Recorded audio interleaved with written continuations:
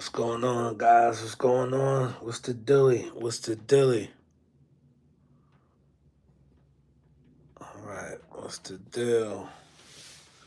Let some people get on. I'm gonna let some people get on. But anyway, I'm gonna give it a few more. Let some people get on. This is unannounced, so we'll see what's we got going on. But we're gonna be talking about Airbnb. That's what we're gonna be talking about.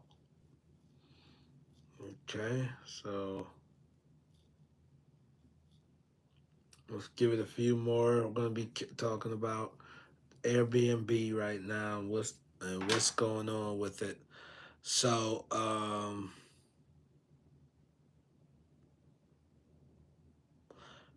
all right, let's get started. I'm gonna hop in talking about Airbnb. So right now, Airbnb is taking a massive hit. Okay, and what I mean by a massive hit, hosts are just folding right now. Like more and more hosts are going under. Now, what do I mean? More and more hosts are going under. Well, um, what's going on right now is a lot of Airbnb hosts bought properties based off of just utilizing it for Airbnb. So the economy is not at the best right now, right? I don't want to say we're in a recession, but the economy is not running as smooth as it once was. So people are not traveling as much. So what I realized is with some research that with Airbnb, you have your luxury stuff that people are still renting because remember that the people that can afford the luxury stuff they have disposable income and they can still do that. And then you have the low end stuff. All the middle stuff is not going right now. When I mean luxury, I mean amenities. People are looking for amenities. So if your Airbnb spot don't have amenities, you probably struggling right now. And even with that particular crowd, they have to pull back on price. So let's say they were getting 3 years ago, they were getting uh, 399 a night. Well, they probably got to scale back down to 279, but it's something better than nothing. You know what I mean? So you can't be too greedy with the price points. So this is what I teach my particular students, right? I teach my students to buy Airbnb based off of having three exit strategies. What are those three exit strategies, right? So explain to my students, make sure it rents as a traditional rental. It must rent as a traditional rental, okay? What is the second exit strategy? Make sure you can do a fire sale off of it. What does that mean? Like, I can do a fire sale. Well, if the property is worth, let's say you're all in, if you follow my formula, um, if the property is worth 300,000, but you're all in, let's say 240,000, well, what you can do is you can sell it for 270 fast and move on. Okay, so that's another exit strategy, right?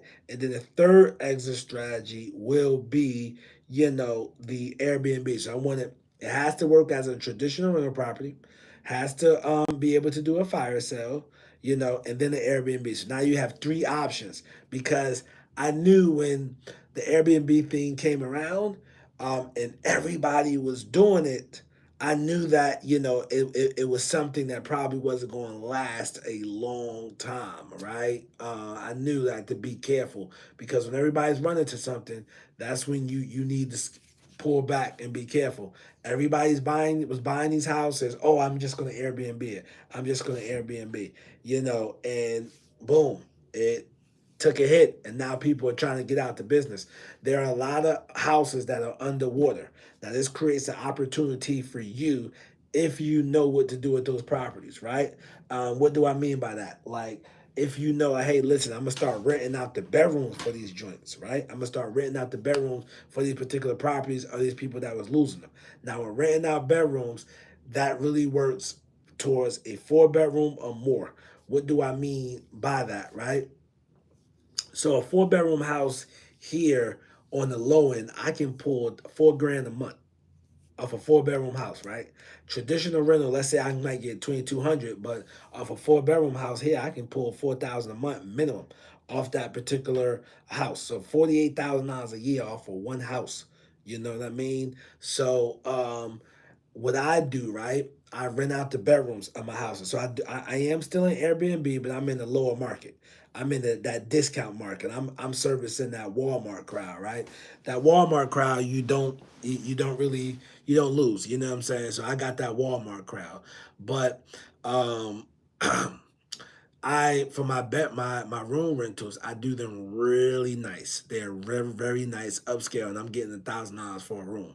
You know, so the people that look at my rooms, they basically say, "Yo, what like yo, I went to go look at other stuff is cheaper, but ain't nothing this nice. I keep it clean. The shared living spaces, I have somebody come clean it every other week. Every room gets a 50-inch TV minimum, you know, so my stuff is really nice. But back to the Airbnb fall. So you have all these hosts abandon stuff. I remember when I first got my Airbnb, you couldn't get furniture on Marketplace.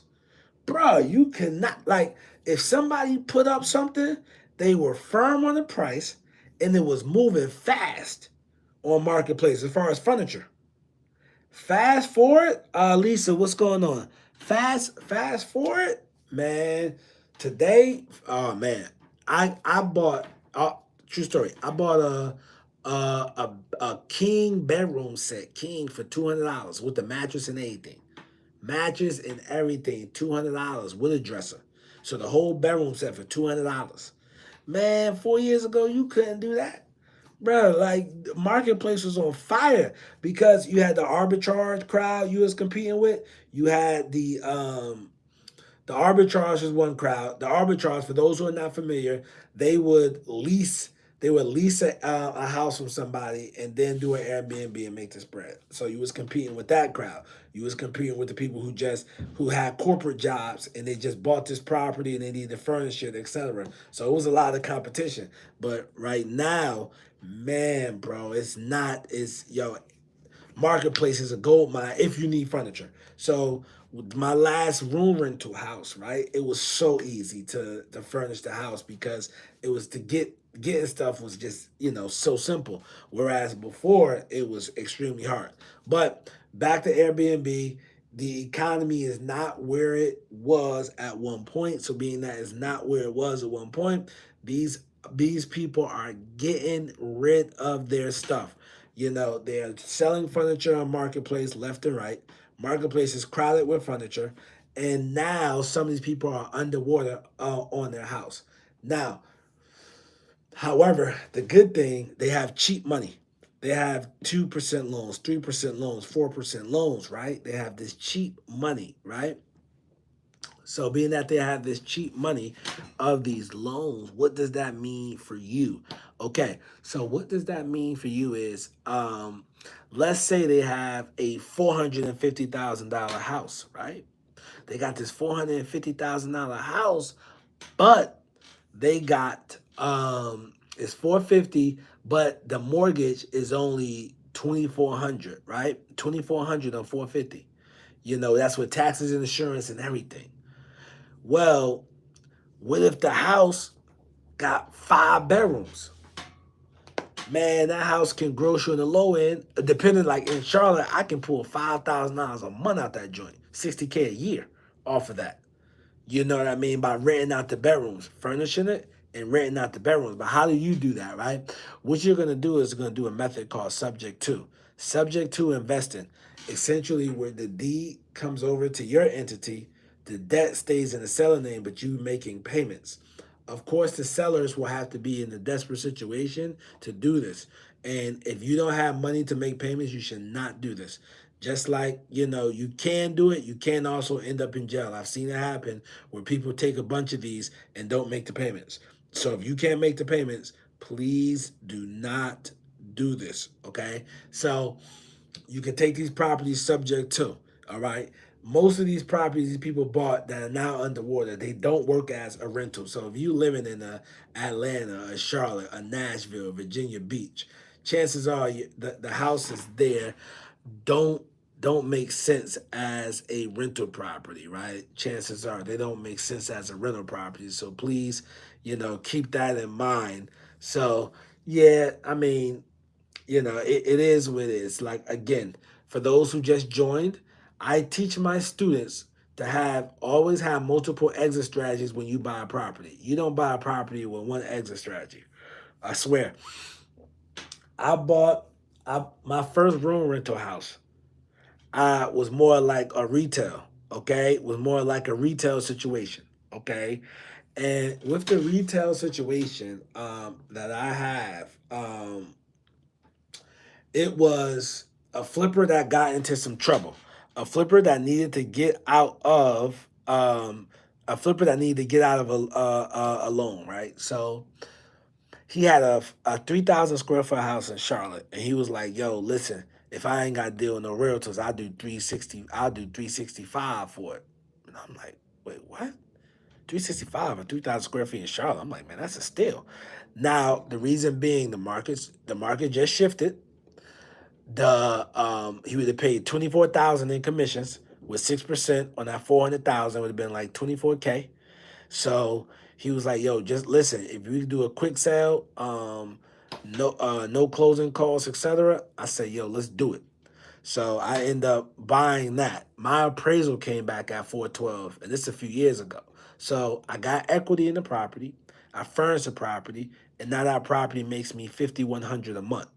I do have a high mortgage though on that one. I do have a high mortgage because I bought it with the high interest rates. But I know that me controlling a piece of real estate that the tenants are paying down and that already has equity, 3,000 square feet in Charlotte, I know I can't lose. I just know I can't lose, whatever, Like, worst case scenario, I could put all them out today, you know what I mean, and sell it. Let's say the appraisal at 400, put it on the market for 400K, and it'll fly off for 3,000 square feet in Charlotte today.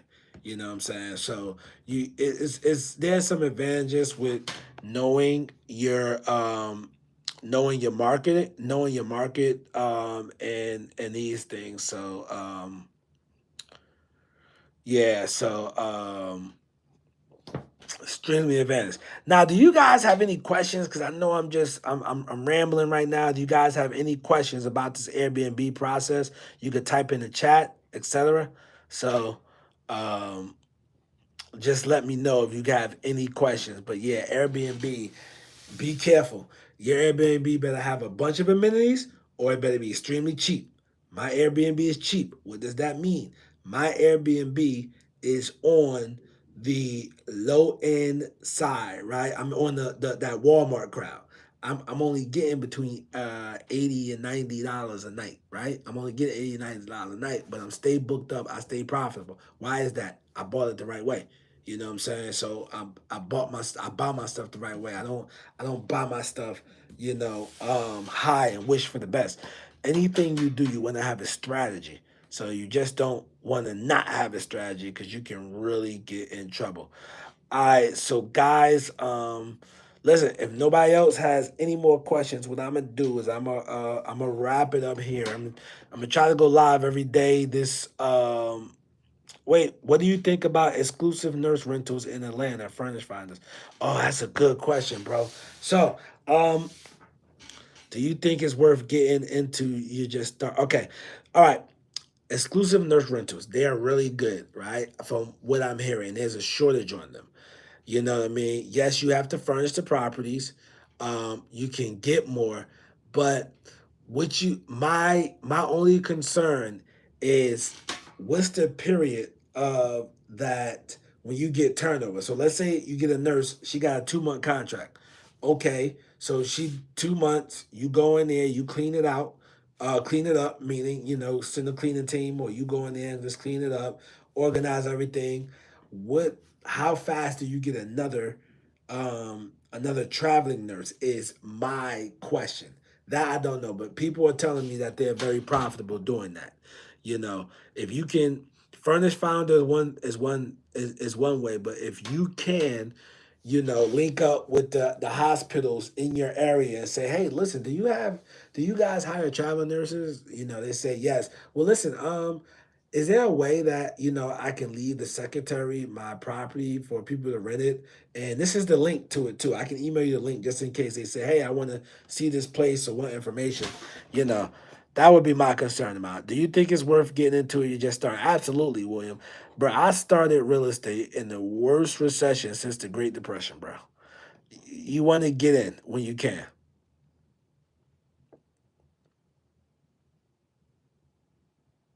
Limited to no knowledge of real estate, where do I start? It depends on where you want to start.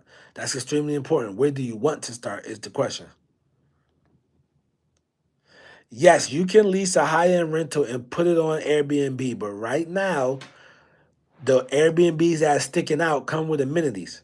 What are amenities? A jacuzzi, um, a pool table room, like um, hey, excuse me, but I'm a little older. I don't know what the good themes are, but let's say you had a Pokemon theme. What do I mean by Pokemon thing? Like a room dedicated to Pokemon, etc. So you have to have some amenities that people will want. Like I don't know what the popular cartoon is today. Like I know somebody's doing very well. He has a Ricky Mortar theme Airbnb. Ricky Mortar is like a cartoon apparently that people love. So. But anyway, any more questions? Any more questions? Any more questions?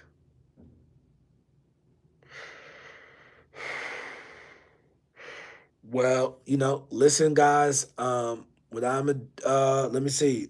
Bet, thank you. What if someone was flat out starting out the gutter with no money or contacts? What would you do? I would start wholesaling houses. I would look into wholesaling houses, and I am going to cover that.